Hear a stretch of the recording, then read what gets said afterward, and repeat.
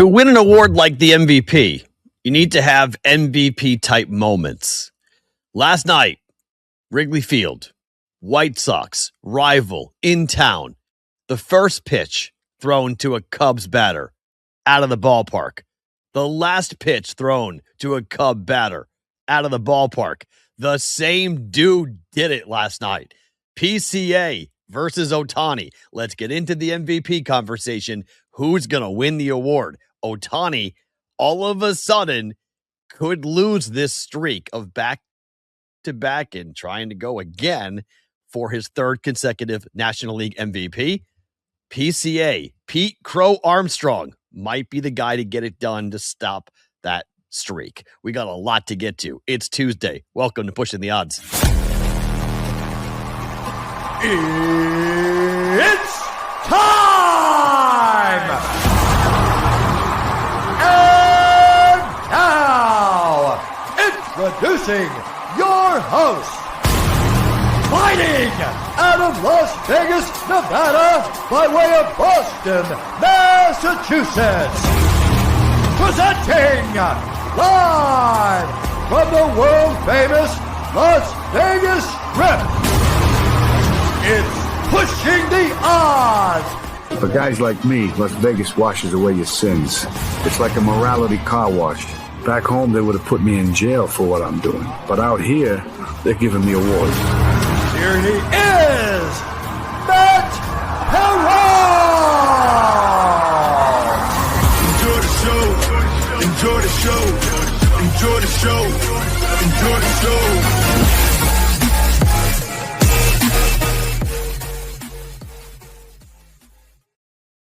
We are rolling on a Tuesday, guys. How are you? Welcome in, Brigade, to a new episode of Pushing the Odds with Matt Perrault, being brought to you by our friends at BetCris Arizona. We will talk baseball a lot today, at the top in particular with Ohtani against Pete Crow-Armstrong, the Cubs center fielder with a game for the ages. We'll get to it during the opening line, brought to you by Huel. We'll talk about where we are in this race and whether or not there is value. I wouldn't bet into this today, simply because if you are a Pete Crow-Armstrong believer, you should have been betting him, in May, in June, because he was having this type of season. He was having an incredible run, yet it was all about Ohtani.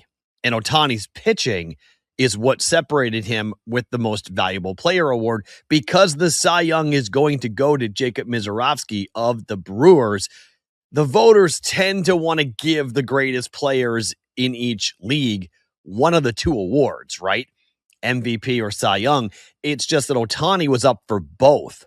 And so they were giving him the MVP because the Cy Young, other pitchers had had better opportunities or better seasons.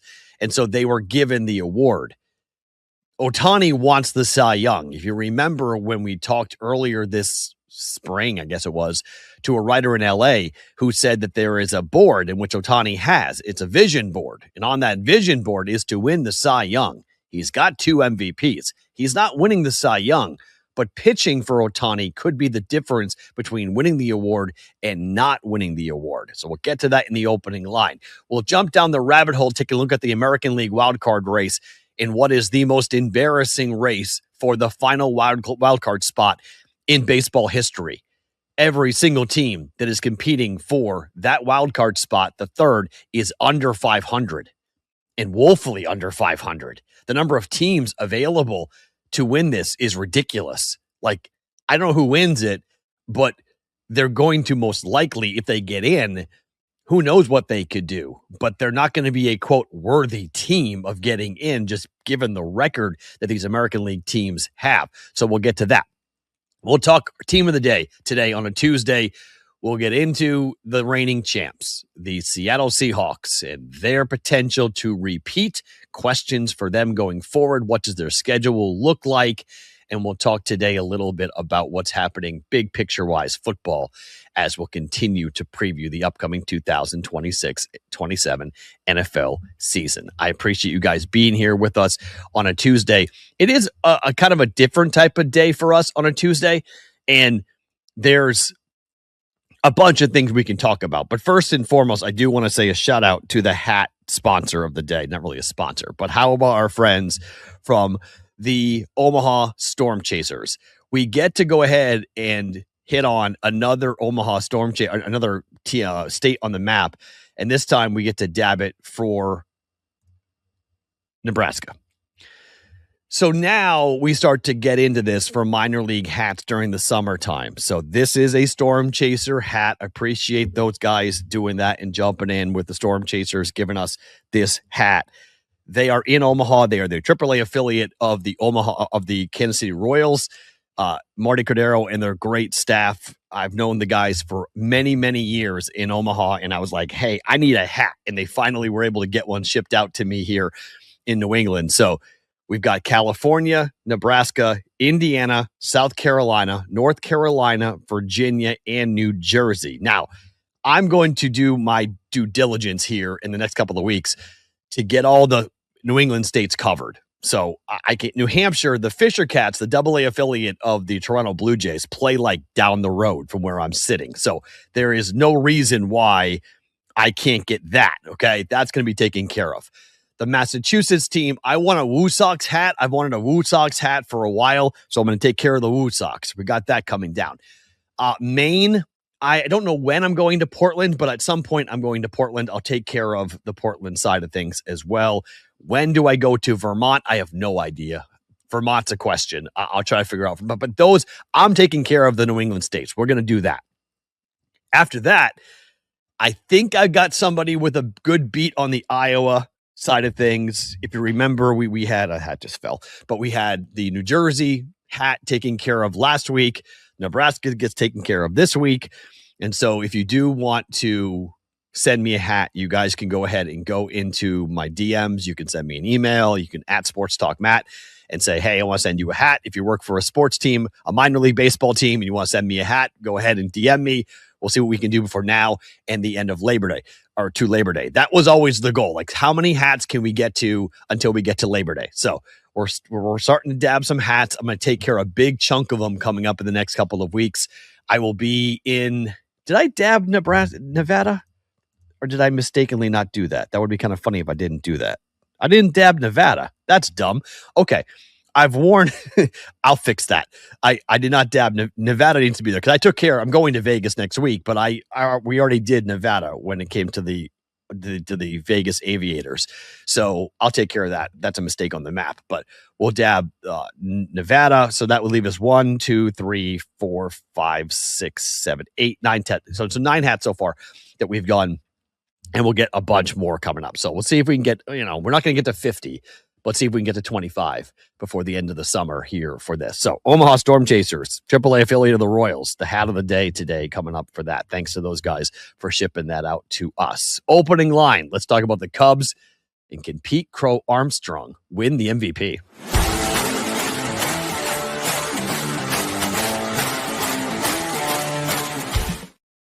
Guys, Huel just sent me a ridiculous care package. There are so many new things on Huel's website and what Huel has now. They have individual packets for your ready-to-make smoothies, shakes, whatever you want to call them. They have energy bars. They have protein bars now on their website. I've had 3 of them. They're awesome. They're really good. I'm not just saying that. I had it for breakfast this morning. That's what I had. We know about the ready-to-drink bottles, but there are new flavors like strawberry banana that now is available on the ready-to-drink bottles, which gives you 35 grams of protein, nearly 400 calories, 7 grams of fiber. I do a lot of shakes. I didn't do a shake today, but I did do an energy bar today. I'm going to go throughout the week. I'm going to tell you different things. I'm going to bring them and show you guys the different stuff. I couldn't believe the care package that I got yesterday. Like, Huel has expanded their line so dramatically. So if you had gone previously and seen what they've had and liked it, go back and check it out again. If you're a new customer, they'll take 15% off when you use the code PTO by going to Huel.com/PTO or use that QR code on the screen. Huel is human fuel, HUEL.com/PTO to save 15% off your first purchase. Okay, let's talk about this moment. First pitch thrown. Now, we were on PCA yesterday for hits, runs, RBIs, and for him it's kind of cut and dry that the Dodgers are going to win it, which is not a guarantee. This is not taxes and death, so to speak. The Dodgers can lose games. We've seen it. They had a long losing streak. So the Dodgers could maybe fall off. You never know. Now, I do expect them to make the playoffs, and I expect them to win the division, and I expect them to win the NLDS, but then anything after that, I think is suspect. Pro Baseball Today, only on SportsGrid. Miami going to the Big Ten is massive. It gives the university, in my opinion, it's a strong university. It's AAU. It's got championship pedigree. And I think it would have a massive recruiting advantage, to be candid, if it were to join the Big Ten. And I think that's making some of the bigger players in that conference a little nervous. Outspoken with Dan Cilio, only on SportsGrid.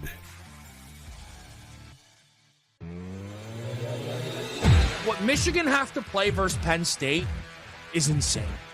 Like, instead of Big Ten teams worrying about SEC and all that, like, Michigan fans should not be happy about what Matt Campbell gets to walk into. James Franklin's got to be kicking himself. Penn State do not play Oregon, Indiana, or Ohio State. They avoided the entire Big Three of the it's incredible. In-game live, only on SportsGrid. You know, the dark days are ahead for the Warriors. And when Curry and Kerr and Draymond all leave, what are we going to be looking at that franchise that has been a mainstay of the NBA, you know, the face of the NBA and NBA playoffs for so long? Where are they going to be? So I see no issue with them bringing Draymond back. Why not? You have one last go at things with the trio that they still have there. But I see this as a very long season. Game time decisions, only on SportsGrid. One swing, one pitch, all it needed, home run, starts the game off with a home run. We're in extra innings, and Pete Crow-Armstrong is up to bat.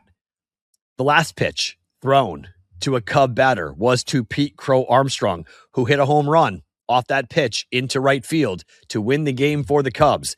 That made history. We've never seen that before, where a player was able to accomplish that. Last night, Pete Crow-Armstrong was on base 5 times. He had 4 hits.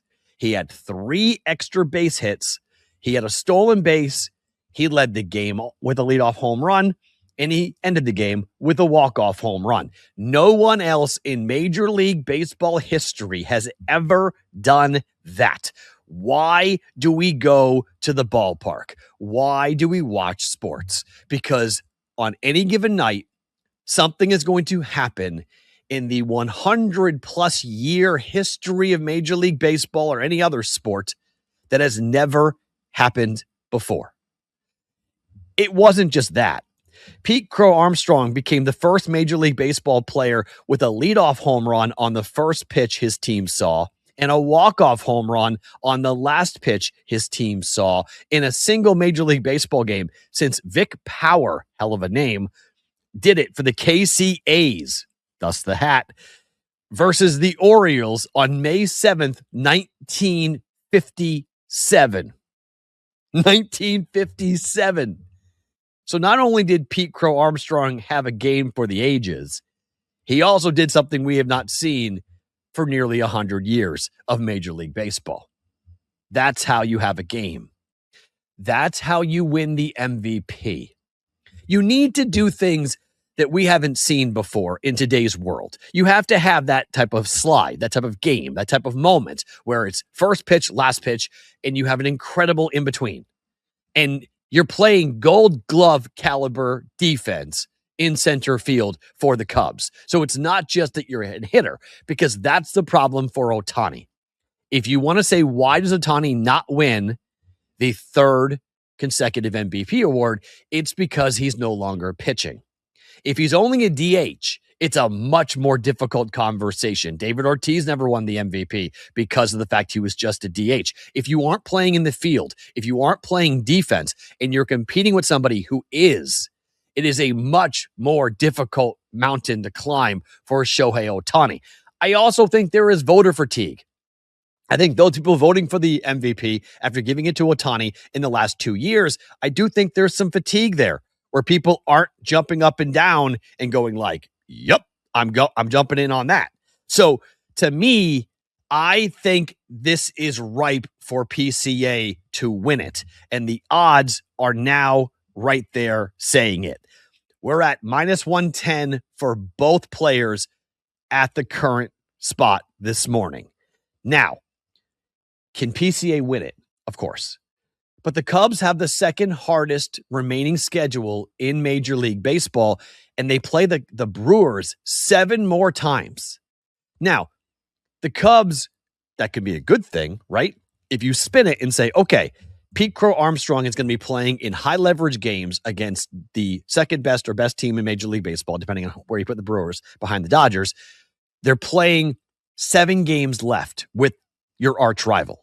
So if PCA, has an unbelievable run during those games and the Cubs go 5-2 in those games, I don't think the Cubs are going to catch the Brewers. But if PCA is playing in games that people are paying attention to, and he does things like he did last night, that's how you keep the voters' attention. Additionally, if you're playing Gold Glove caliber center field, that also separates you from Shohei Ohtani, because the problem for Ohtani is if he doesn't pitch anymore the rest of the year, you got a 30 for 30 and maybe even a 40-40 year going on with 40 home runs and 40 stolen bases, plus a guy who plays Gold Glove caliber defense and may win the Gold Glove in center field, and Ohtani is just a DH. However, if Ohtani does come back, and he is working out to come back, if Ohtani does come back and he pitches in September, and Ohtani, say, gets 4 to 5 starts in September and looks dominant and looks like Ohtani. Again, I don't think Ohtani's going to start the rest of the year. That's just my personal opinion. Why risk it if you're the Dodgers? You don't need to. Just get him ready for the playoffs and have him be able to pitch in the postseason. Maybe you have him do 1 start before the playoffs, but you don't have him go out there and pitch 4 to 5 times when you don't need to risk it. So that's why I don't think Ohtani is coming back. If he doesn't come back to the mound, he hit 2 home runs last night. So obviously he's back, but not defensively, pitching wise. I think PCA can win it. I really do. And again, I think there is a huge opportunity with voter fatigue for Pete Crow-Armstrong to win the award. I don't know if he needs another game like last night, but the more times you're doing things like this, 5 times on base, 4 hits, 3 extra base hits, 2 home runs, leadoff home run, walk-off home run, doing things that nobody else has done in the history of Major League Baseball, that's how you get people's attention away from the greatest player of all time, who is Shohei Ohtani. That's how you knock off that award and you get the MVP award if you're a player for the Chicago Cubs. Pete Crow-Armstrong is doing awesome things. Let's see where he goes from here. I wouldn't bet it, though, okay? Again, because there are people who are sitting on tickets that are so much better, 10-1, 20-1 tickets on PCA to win it. That's when you should have bet it, not now. Don't bet into the minus 110 market. In fact, there's way more value on Ohtani right now to win the MVP at minus 110 than there is to bet Pete Crow-Armstrong. So even though I want Pete Crow-Armstrong to win it, I don't think it's a great bet. The better bet, the better value is taking Ohtani, who at one point was minus 30,000 to win the MVP. Okay. Now you get minus 110. So where's the value? The value's on Ohtani. But if he doesn't pitch, I don't think Ohtani wins the award. Let's talk about what happened last night.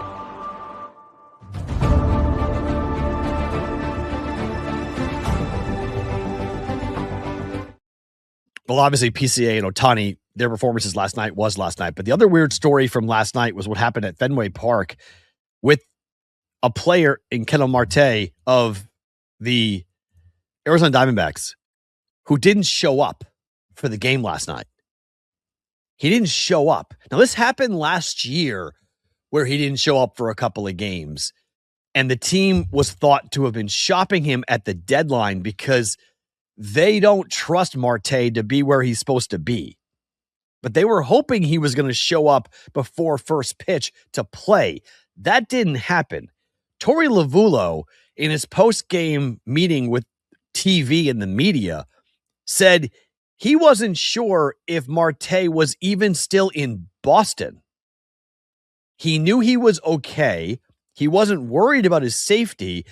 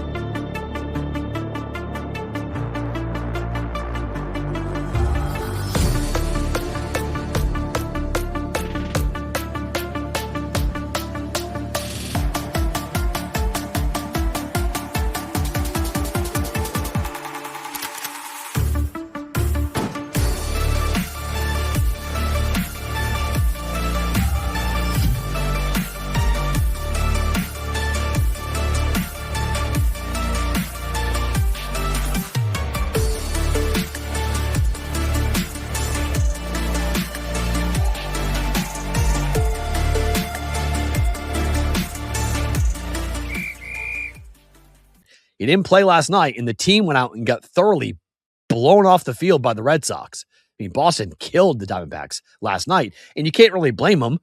And one of your best players is missing, and you're like looking around going like, hey, where's Marte? What in that clubhouse? I'm sure those questions aren't great, going like, where is one of your best players? And he just decided not to show up for work? Yeah, distraction 101 for the Diamondbacks last night. They got worked by the Red Sox. So we'll watch that coming up here for today. All right, time for the answer for the Circa Sports contest. The answer as to where, in what game, in what series did I go to the World Series? There are 6 people left. There are now 4 people left in our contest. Let me just double check and make sure we didn't get a late entry. Oh, we might have got a late entry. Hold on. We may have gotten a late entry. I got emails I didn't see before the show. Hold on. Yes. Okay. 5. There's 5 people who are left here with this. Okay. So 5 entries. We lost 1 person. So 5 people are left because they came up with the right answer. The right answer for where I was, that is me. At the 2007 World Series, Michael Chiklis was with me, or I was with him, I should most likely say, for the Red Sox and the Rockies. Game 4, 2007 World Series. Red Sox sweep the Colorado Rockies. I got on the field after the game. I've told the story numerous times. It's my favorite sports memory. It's my favorite fan memory. My favorite fan experience was getting onto the field thanks to Michael Chiklis after the Red Sox won the 2007 World Series in Colorado, sweeping the Rockies 4-0. So there's the answer coming up here for, I know a lot of you guys knew it in the chat. They're like, I was like, people were saying, oh, I wanted to write it. Like, thank you for not writing it. I appreciate you guys not telling the story, but there is your Circa answer. We do lose 1 contestant off of this, so we're down to 5, and we'll have 1 more question to be asked coming up next Monday. And then if we don't have a outright winner, we will pick a name out of a hat coming up on Thursday, the 27th, a week from this Thursday, when we are live from the Ultimate Football Contest weekend, Thursday and Friday, August 27th and 28th for Circa Survivor, Circa Million, and the Grandissimo. And we will see which one of you guys gets to be a part of me or part of this with our Circa Million entry that we will sign up coming up here with our friends from VegasFootballProxy.com. We'll pull the name on August the 27th, and we don't have a winner by August the 26th. So 5 contestants remain for that, and maybe that was a little bit of an easier question. Most people said that was too easy, but I don't think it was too easy because I put it into AI, and I know some of you guys were searching through my Instagram to find the answer because I saw people liking pictures from 600 weeks ago. Like, I was like, that's a long time ago, guys. I know I've had my Instagram for a while, but liking pictures from 600 weeks ago is like, okay, that's interesting. That's how you kind of tip the cap that you're going through my Instagram. Not sure it was like an intentional or a fat finger type of thing to hit the like button on a picture that old. But it was, that's how I knew. I was like, oh, they're going through my Instagram trying to find it, which to be honest, isn't a bad idea. Although I just don't think my Instagram has those pictures because 2007, I barely had Facebook in 2007. So I don't think I had Instagram. That's how I put it into 3 different AIs, that question. And all 3 AIs did not have any type of answer as to like no official declaration as to where Matt was and what World Series Matt attended and whatnot. So it wasn't it wasn't as easily uncovered unless you had been watching the show, which I have told the story like 8,000 times about whether or not or where I was in 2007 for my greatest sports memory. 1 question left, 5 contestants to go to see who winds up being with me for the Circa Million entry in 2026-27. It's going to be a lot of fun. Can't wait to see who wins it. Can't wait to see how we start it. And again, you get the option of 3 or 4. You can't change. I'm not letting you do that. You either pick, you want to make 4 picks a week or 3 picks a week. I'll pick 1 or 2. Whatever money we make, we split 50-50. That's the contract. I'm going to make you sign a contract. Just FYI, you're signing a contract. So like this is real, okay? This is not like a fake thing. This is a $1,000 entry that I am putting up, that I'm using my money to put this up, and you're going to go ahead and join it with me. So this is not, Circa's not giving me an entry, Okay. Somebody asked me that before saying, is Circa giving you an entry? Circa does not give out entries to anybody. Okay. Anybody. So it is my money. I am writing the money. I am paying the $1,000. I found it on your MySpace page. Does my MySpace page still exist? I think that's a joke, right? That's got to be a joke. I think that's a joke. I'm not sure if that's a joke, though. There could be a MySpace page. I mean, that's when in Omaha, that's what we had. Big Sports 590 had a MySpace page. And on the MySpace page was the pictures of me and a basketball player from Creighton who now is a high school basketball coach named Jimmy Moats. Jimmy Moats was he had graduated a couple of years. I was probably I think I'm 8 years older than Jimmy, but he'd been out of school for a couple of years and I covered him at Creighton, and he, big Rockies fan. And I was given 2 tickets. It's kind of cut and dry that the Dodgers are going to win it, which is not a guarantee. This is not taxes and death, so to speak. The Dodgers can lose games. We've seen it. They had a long losing streak. So the Dodgers could maybe fall off. You never know. Now, I do expect them to make the playoffs, and I expect them to win the division, and I expect them to win the NLDS. But then anything after that, I think is suspect. Pro Baseball Today, only on SportsGrid. Miami going to the Big Ten is massive. It gives the university, in my opinion, it's a strong university. It's AAU. It's got championship pedigree. And I think it would have a massive recruiting advantage, to be candid, if it were to join the Big Ten. And I think that's making some of the bigger players in that conference a little nervous. Outspoken with Dan Cilio, only on SportsGrid.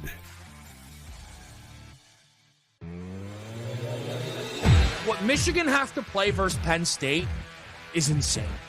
Like, instead of Big Ten teams worrying about SEC and all that, like, Michigan fans should not be happy about what Matt Campbell gets to walk into. James Franklin's got to be kicking himself. Penn State do not play Oregon, Indiana, or Ohio State. They avoided the entire Big Three of the it's incredible. In-game live, only on SportsGrid.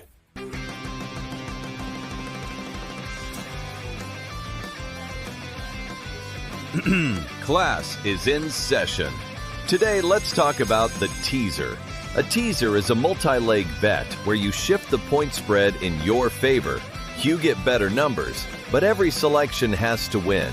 It doesn't matter what you bet if you don't have the insights. Tune into SportsGrid and get ahead of the class. 12 to 1 to win it all. Can they repeat is the big question here. Now, their schedule is interesting. They play in a very difficult division. I still think people are glossing over the Clint Kubiak loss a little bit too quickly for this offense and for Sam Darnold as to what Sam Darnold did last year with Kubiak as the offensive coordinator. He resurrected his entire career. He took Sam Darnold from a joke to a champ. I don't think anybody saw Sam Darnold Super Bowl champion coming, but that's what happened last year. They open with the Patriots, which again, I still think the Patriots are going to win that game. And I think that's going to be a tougher game than people think. The Patriots go up there with a lot of motivation and a much different football team. I think Seattle is worse than last year and the Patriots are better. They get the W. I think they'll win the next 2 against Washington and Arizona. And then comes a stretch that time could hit Seattle. They play the Chargers at home. They play the 49ers at home. They play the Broncos on the road. They play the Chiefs at home.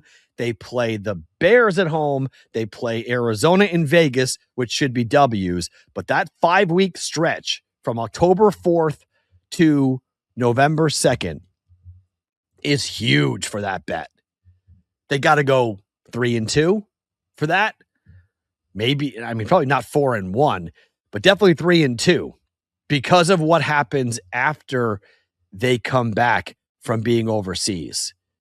Because their schedule at San Francisco, home for Dallas, home for New York, at Philadelphia, and then Rams at home, Panthers on the road, Rams on the road. That stretch of 3 out of 4 games against potential playoff teams, Philly, Carolina, and the Rams, all could be losses. Then playing the Rams at home on Christmas, marquee game, that could be a loss. Taking on Dallas at home, at San Francisco, that can be a loss. After the bye week, the Seahawks could very easily have only 1 or 2 wins on the schedule after that bye week.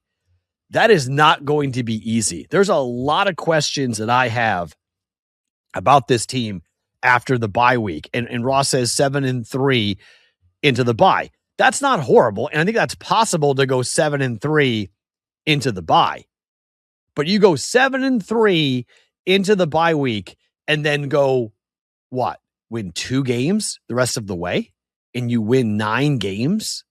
Does 9 wins get you into the playoffs? Heck, does 10 wins get you into the playoffs in the NFC? Like, there's a really good chance. And we haven't seen teams go, the Chiefs won back-to-back, but 3 and 4 years, and this dynasty talk because the Patriots did it and then the Chiefs did it. All of a sudden, it's like, okay, when you have a good young football team, everybody expects you just to keep on rolling and to get right back. I don't see it for Seattle. And I hate to kind of chime in like everybody else is. There are so many people who are down and negative on Seattle with Kenneth Walker going to the KC Chiefs and having to replace him, and Sam Darnold with a, unbelievable year that no one saw coming. So obviously Sam Darnold is not going to keep ascending. Sam Darnold will come back from the clouds and be Sam Darnold again. Jackson Smith and Jigba, unbelievable season, but now coverages will roll to him and they're going to try to stop him, and he's not going to have nearly as big of a year as he had last year. These are all the talking points that people have around Seattle. That much like the Patriots, they could be a better football team and have a much worse record, right? That they could be a more solid team, more experienced team, more confident team, but have a much worse record and not nearly as good of a season as last year because of what's going to go on in their own division. I mean, you got 6 games. Arizona is 2 W's, obviously, but the other 4 games against the Rams and the 49ers, you could go 0-4. I mean, it's not going to happen, I don't believe, but you could. It could be a 2-4 mark in the division. So, if that happens, getting, 11 wins is going to be really difficult. Going 11-6, if you've got 4 wins inside your own division, given what you have with the road game to Carolina and other trips, they have an international game they got to worry about. It just feels like this is going to be a really tough year. Oh, wait, no, they're not playing internationally. I thought they had an international game this year. Hold on. I guess they don't. They don't have an international. That's good. They're not going overseas.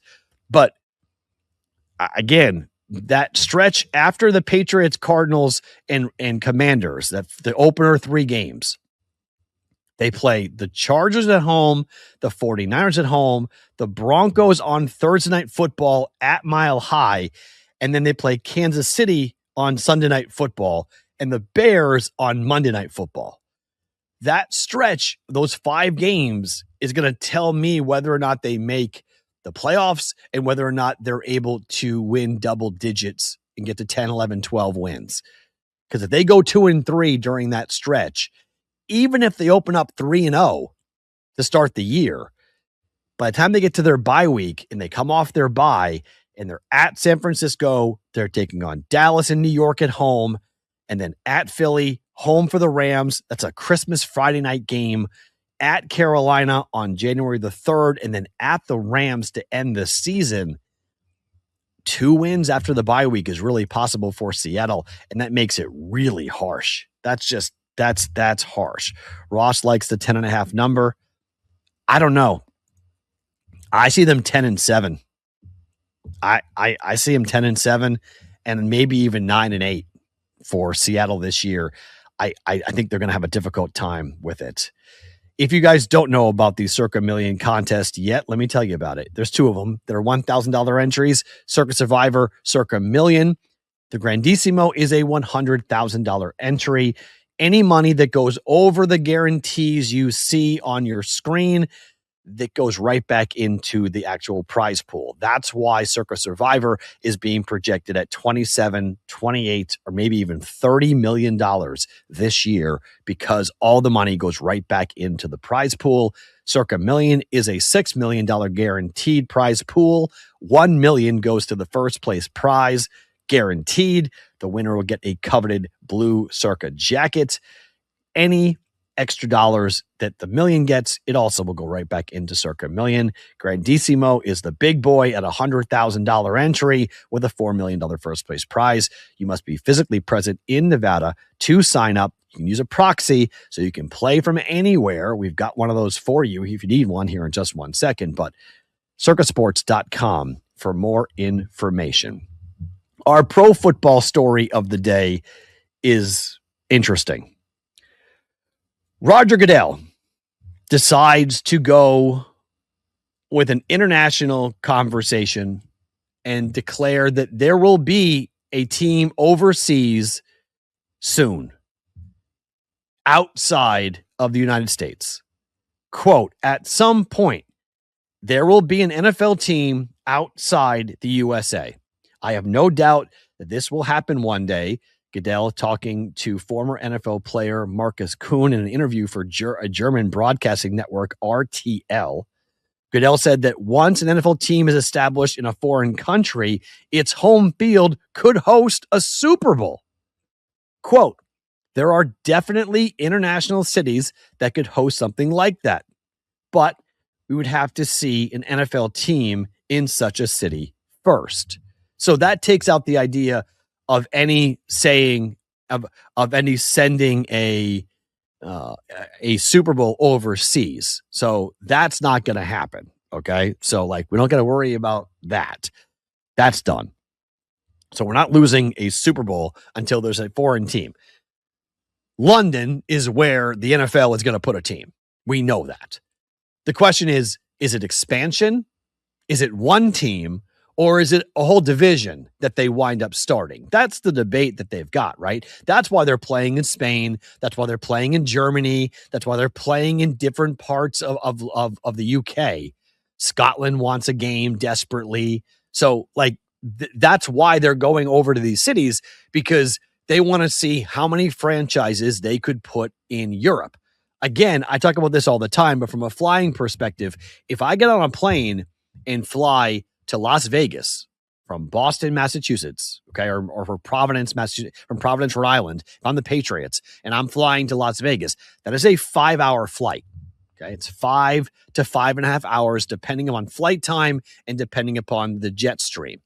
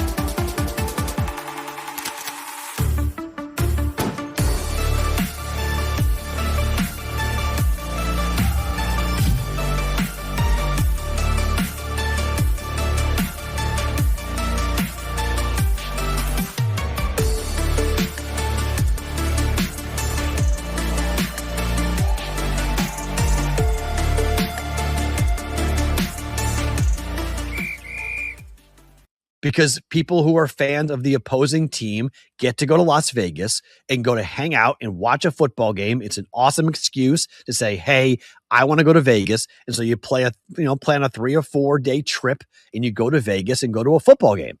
So many teams, fan bases are doing that, not just the Broncos or the Chiefs and their fans, but the other teams that roll in there. Or all of a sudden now, if you open up a foreign country consistently now, not just once in a while, but consistently say, hey, we're going to send these teams, you're going to play the international division or the European division, whatever it might be, the characters that will be created over there because of the international side of things, the fans, the media, the owners.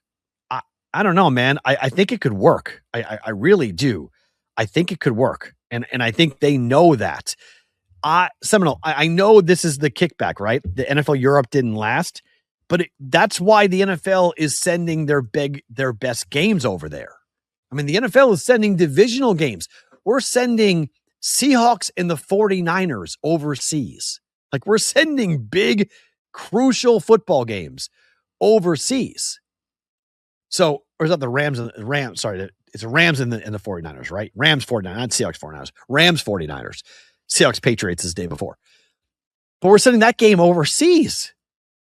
So by doing that, by sending those games to Melbourne, Australia, okay, we're sending that game. I think the reason why we're doing that is because we learned from the NFL Europe experience. Sending, a quadruple A group of players over there, they don't want that. They don't buy the tickets. They don't care. They want to watch the guys that they see on TV every weekend. They want the marquee players. They want Matthew Stafford and they want Aaron Donald and they want Myles Garrett. They want the big boys. So you give them the real thing. You don't give them a watered down version of the NFL. You give them the actual NFL. And when you do that, they pay attention and they get excited. Just something to take a look at, just something to talk about. I think it's I don't know. I'm coming around to it. I'm coming around to a division in Europe, not individual teams. A division in Europe could work for the NFL. Then we stop doing the international games, right? We'll send like one game to Mexico City, one game to Brazil, one game to Australia, and then that's it if we were to do that. And if that's the trade-off, I think I'm on board with it. Because what are we at? I mean, Robert Kraft said that every single team in the NFL should have an international game on their schedule in the next couple of years. That means we're doing 16 international games. Okay, that's too much. I'm not down with that. If I got to get rid of that, if I have to accept an international division, fine. I'm in on that. I will be down with that. If you guys need a proxy service for any of the football handicapping contests, the official proxy service of Pushing the Odds is VegasFootballProxy.com, the number one proxy service in Las Vegas. Tom joins us every Friday on the program, giving us updates, and he will do that throughout the football season as we march toward Circa Survivor, Circa Million. I will be in Survivor. I will be in Millions, Circa Survivor, Circa Millions, and the Grandissimo. Tom has you covered, but also he can do the Westgate contest as well. I'll be in the Westgate college football contests with Tom as my proxy. Go to VegasFootballProxy.com to make an appointment. You must be physically in Vegas, even if it's for an hour. You must have boots on the ground in Nevada to sign up for these contests. You can turn right around and fly back out the same day, but you just got to get there, sign up, and have Tom be your proxy service to be involved. Go to VegasFootballProxy.com to sign up today. Let's jump down the rabbit hole. Let's jump back into some baseball here for today.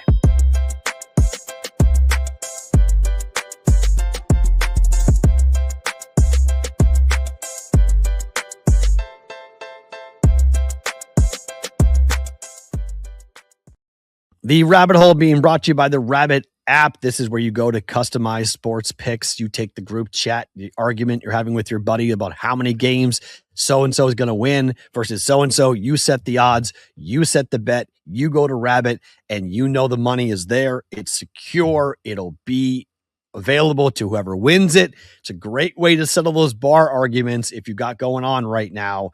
Use the code PTO5 to get 5 free Rabbit Cash when you sign up. Google Play, Apple Store for Rabbit. Baseball, American League wild card is actually hysterical to look at.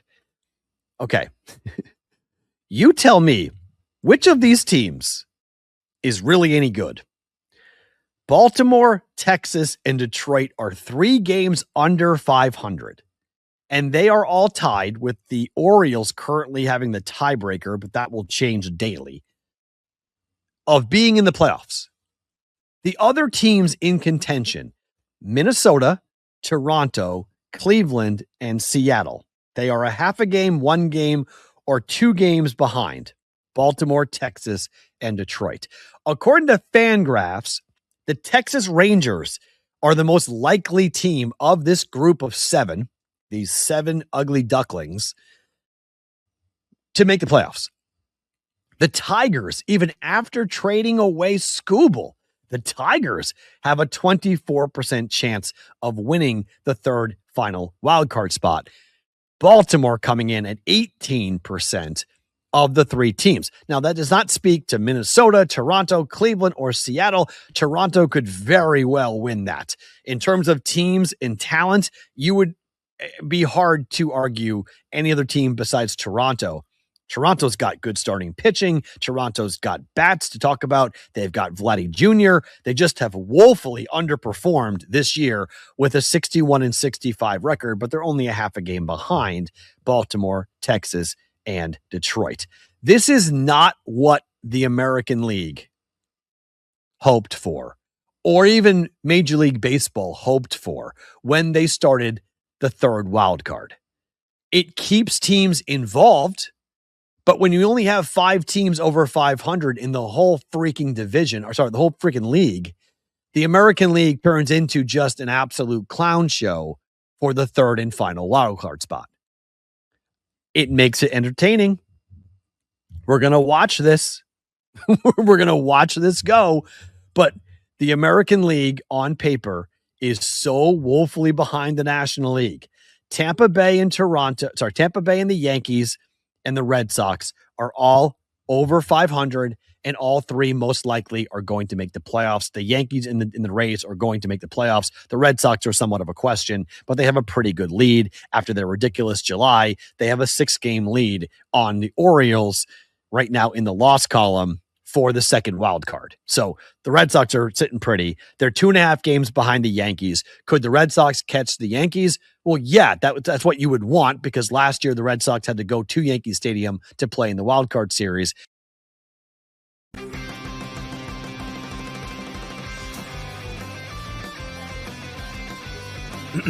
Class is in session. Today, let's talk about the teaser.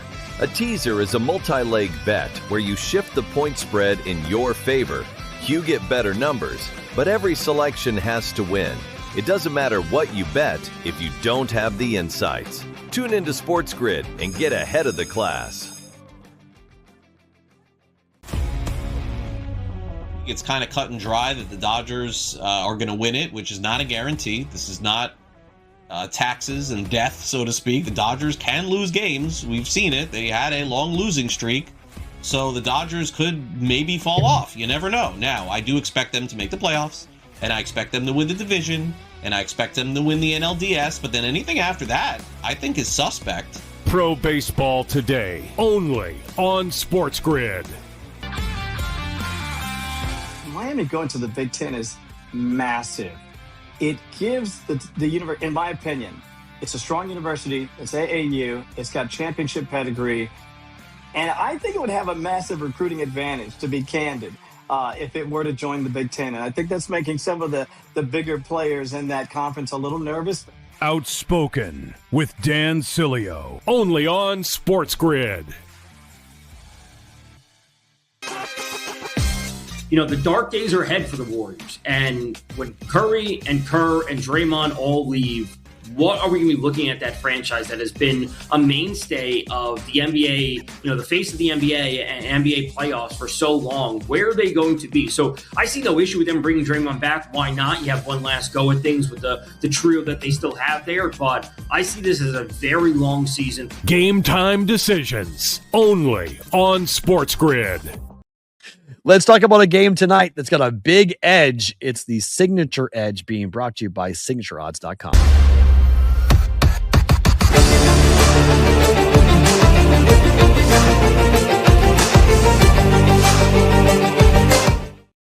What is Signature Edge? They are an arbitrage website and app.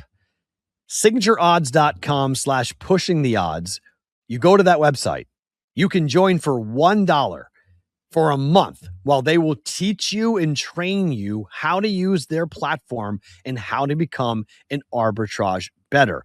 It's simple. They're going to walk you through the steps and educate you about how to be precise and persistent when it comes to arbitrage betting. The platform looks like this, where you're going to see how much money to bet, both sides, how much profit you're going to make regardless of what happens, whether the game goes under or the game goes over, whether the favorite covers or whether the dog covers. It doesn't matter. That is what arbitrage betting is. It's not gambling. I know it sounds weird, and we always people talk about all the time, it's investing. It's like, no, arbitrage betting is the way of taking advantage. You got to have a lot of outs to be able to do it, but they will teach you how to do it for $1 at SignatureOdds.com. The Signature Edge of the day. Phillies against the Marlins. Zach Wheeler's on the mound with a 10-4 record and a 2.89 ERA against the Marlins. The Phillies are the biggest favorite on the board today at -251. There are opportunities with this baseball game that you can see with that much of a number at -251. Phillies are big favorites. Go to SignatureOdds.com/pushing the odds to get your first month for free, first month for $1, as Signature Odds will teach you all about arbitrage betting. See what the Phillies look like tonight. It's been interesting to see what happens too with Wheeler. Has been bad the last two starts. Wheeler has not been good. There are some chances the Marlins could very well be the side there, but I think there's a chance to take a couple of guys. Griffin Conine, we'll talk about him in just 1 second, about a chance to get involved with our prop bet of the day here. We ended up going 0 for 1 yesterday. I hit the PCA prop. I missed the Jared Young prop yesterday. So we start the week 0-1 for the official prop bet of the day coming up for the program. But that was one of those situations where it's like, my gosh, I had so many different thoughts about where these different options were. But the Marlins, their lineup against Wheeler last 2 starts have been very un-Wheeler-like. It's not been good at all to see what he's looked like for the Philadelphia Phillies coming up here for today. There's a lot of really cool things going on inside of the sports world, and I think there's different opportunities to look at bounce backs. The Wheeler situation is our bounce back of the day.